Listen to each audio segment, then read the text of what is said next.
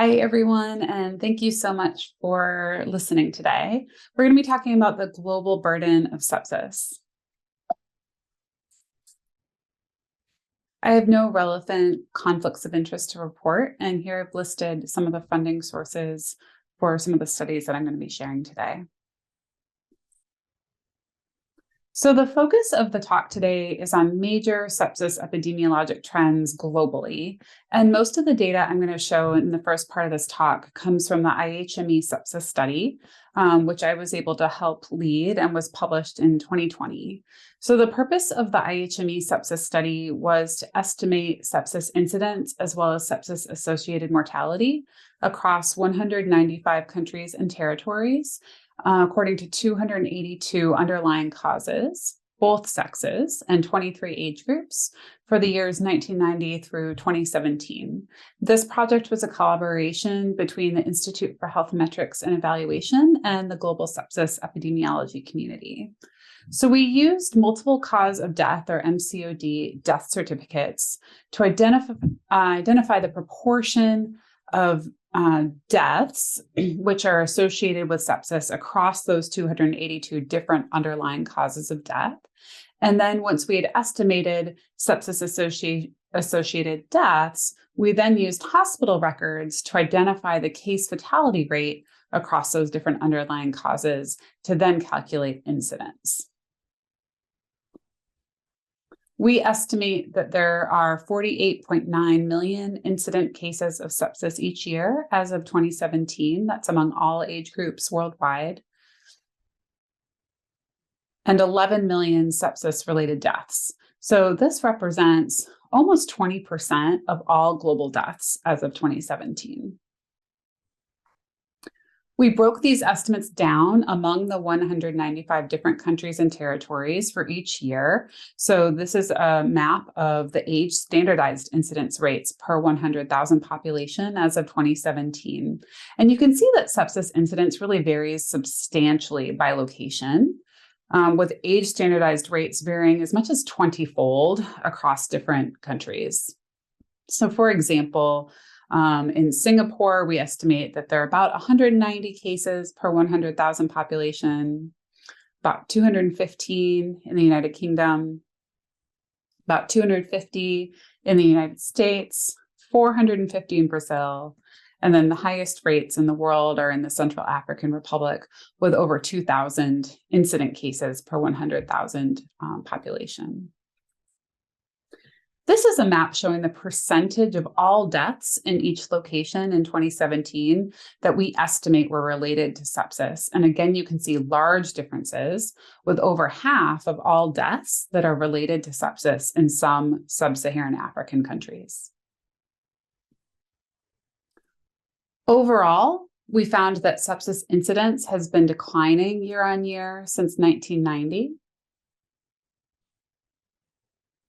And in-hospital case fatality rates have also been declining year on year in most regions of the world.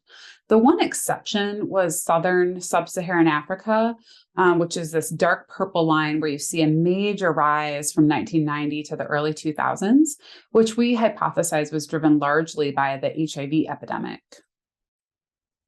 We know that there's a substantial overlap between sepsis and HIV, and the pathophysiology of the host immune response to infection among patients who are infected with HIV is the subject of a lot of ongoing research. So, for example, this was a cohort study of hospitalized adults with sepsis at two large kind of public urban hospitals in Uganda that was published in 2009. And actually, although they enrolled kind of all patients that had sepsis who were hospitalized, 85% of those patients actually were found to be HIV positive and had a pretty low median CD4 count of around 50. Overall mortality in this cohort was pretty high at about 43%.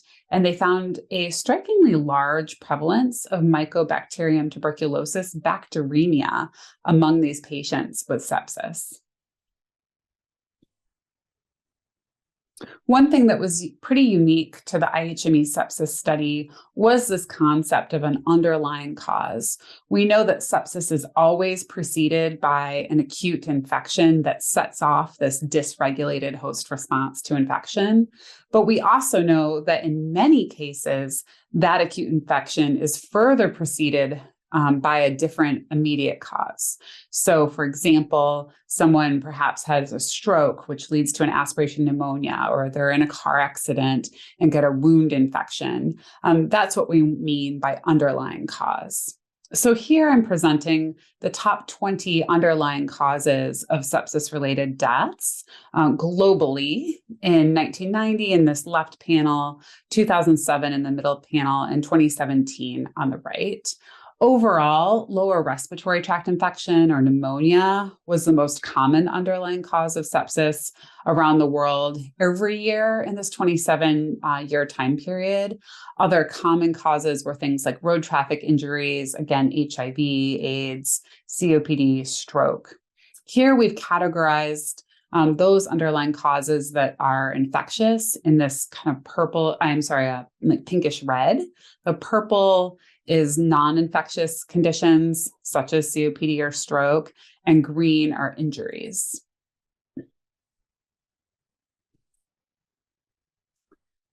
As I mentioned on the previous slide, although infections are always a direct cause of sepsis, oftentimes a non-infectious condition such as a non-communicable disease or an injury precedes that acute infection. And we found that actually over half of all sepsis-related deaths worldwide occur in cases where there's a non-infectious condition as the underlying cause.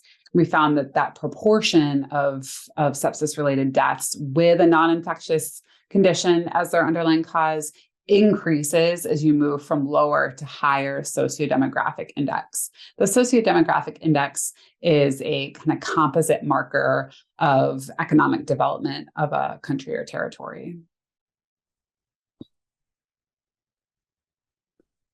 A little note on age groups that are at highest risk of sepsis. The IHME sepsis study found that neonates actually have the highest sepsis incidence globally. And indeed, in high-income countries that have been kind of more closely studied, like the United States and Western Europe, the neonates do indeed have the highest incidence and mortality rates among children. But in many areas of the world, we find that age and sepsis incidence and mortality are directly correlated. And although we have this little bump in sepsis mortality and incidence in the youngest children, those neonates who are less than 1 month old, it then kind of falls in childhood. And we see that number of cases as well as mortality both rise linearly with advancing age. So in addition to kind of chronic illness, aging is definitely a major risk factor for sepsis in a lot of areas of the world. So I've just shown you some of the kind of broader epidemiologic trends, and I want to spend the next few minutes talking about the microbiology of sepsis at a more kind of global level. So this study that I'm going to start with is the EPIC-2 study. This was a 75-country point prevalence study of about 14,000 adults admitted to an intensive care unit. They studied infectious syndromes as well as the organisms that were found among culture-positive patients. Similar to the IHME sepsis study and multiple other studies, the EPIC-2 study did find that pneumonia is the most common infectious syndrome among these patients. The next most common are intra-abdominal infections, bloodstream infections, or genitourinary infections. Blood cultures typically are positive in about a third of sepsis cases if you look at kind of across the literature. Many cases are culture negative at all sites that are tested. The EPIC-2 study did have a somewhat higher culture positivity rate of about 50%. And then looking across multiple studies, Staph aureus and Strep pneumoniae are the most common gram-positive isolates, and that was consistent with the findings of the EPIC-2 study. E. coli, Klebsiella species, and Pseudomonas are among the most common gram-negative isolates in the EPIC-2 study. And again, this is consistent across several smaller studies in more specific populations as well. This study, which was published in 2017, is a really fantastic multinational study of the microbiology of sepsis in Southeast Asia. One thing I really like about this study is that it included both adult and pediatric patients, and they really kind of went the extra mile to look for viral pathogens in addition to the more kind of traditional bacterial cultures. So this was a cross-sectional study of community-acquired sepsis. So all these samples were taken within the first 24 hours of hospitalization among about 1,500 adult and pediatric patients. It was conducted at 13 different hospitals in 3 countries. And investigators took samples from multiple sites, so blood, nasopharyngeal swabs, urine, stool, and when indicated, cerebrospinal fluid. The most common pathogens across both the adult and pediatric age groups in general were very heterogeneous. So viruses like dengue or influenza, leptospirosis species, rickettsial pathogens, E. coli, were among the most common pathogens identified in this study. And again, because they were, I think, more aggressively looking for viral infections than many other microbiologic studies, indeed, they found that viruses alone or co-infection with bacterial and viral pathogens was incredibly common. Panel A here is the pediatric patients. Panel B is adult. You probably won't be surprised to see that viruses were more prevalent in the pediatric population, but again, we're also prevalent in the adults. This slide is just a snapshot of some of the different pathogens they found in the pediatric patients overall on top, and then by these 4 different syndromes. So acute systemic infection in the top left, acute CNS infection bottom left, acute respiratory tract infection top right, and diarrheal diseases in the bottom right. This is a similar slide for adults. And if you really zoom in on that top right box of acute systemic infection, which I kind of think of as sepsis not otherwise specified, you really can see this really wide array of pathogens that's quite striking. Again, dengue, E. coli, leptospira species, all seen in here. And again, about half of patients, despite really excellent attempts to identify a pathogen, taking samples from multiple sites. Again, almost half of these patients had no pathogen identified, even though they were admitted with sepsis. I want briefly to highlight the importance of antimicrobial resistance when we're thinking about global sepsis epidemiology and microbiology.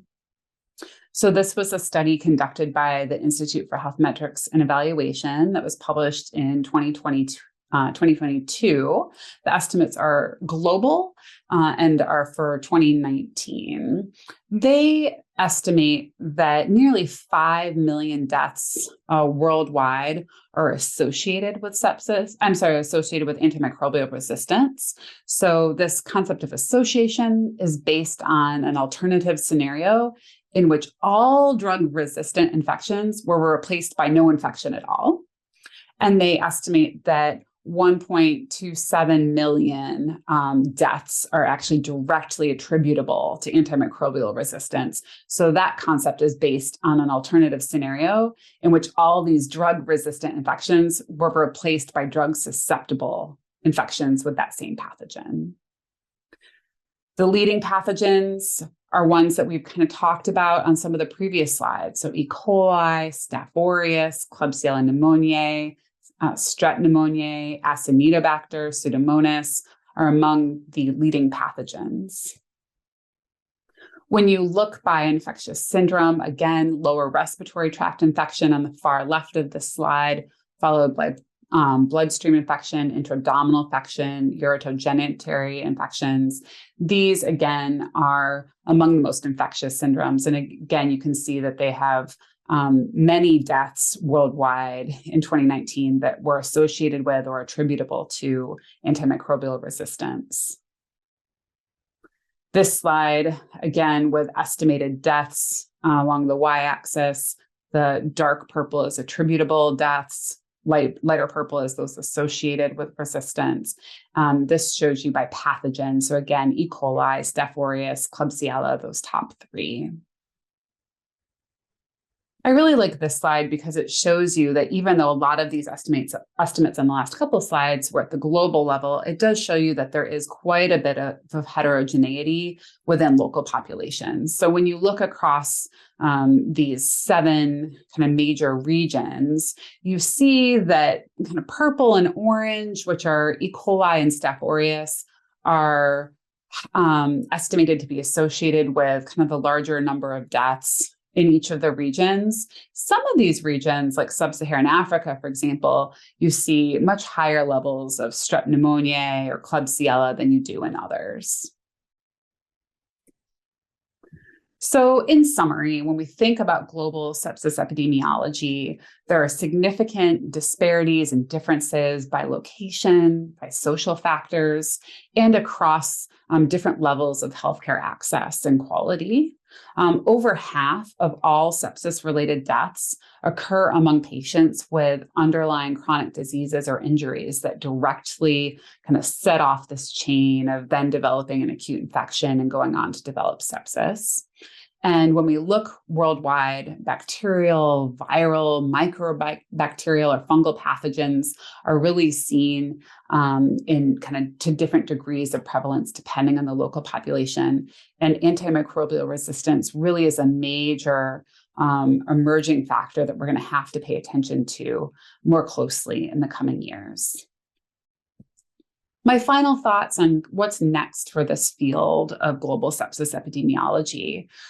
We really need to focus on improving and supporting countries in improving kind of accuracy of death certificate and administrative data coding, increasing the availability of those data, as well as other clinical and microbiological data sources from diverse settings, diverse populations, urban, rural, adult, pediatric, private, public hospital settings, really across the spectrum, in order to get a better sense of what the lay of the land is and had more accurate benchmarking for our sepsis prevention and intervention efforts.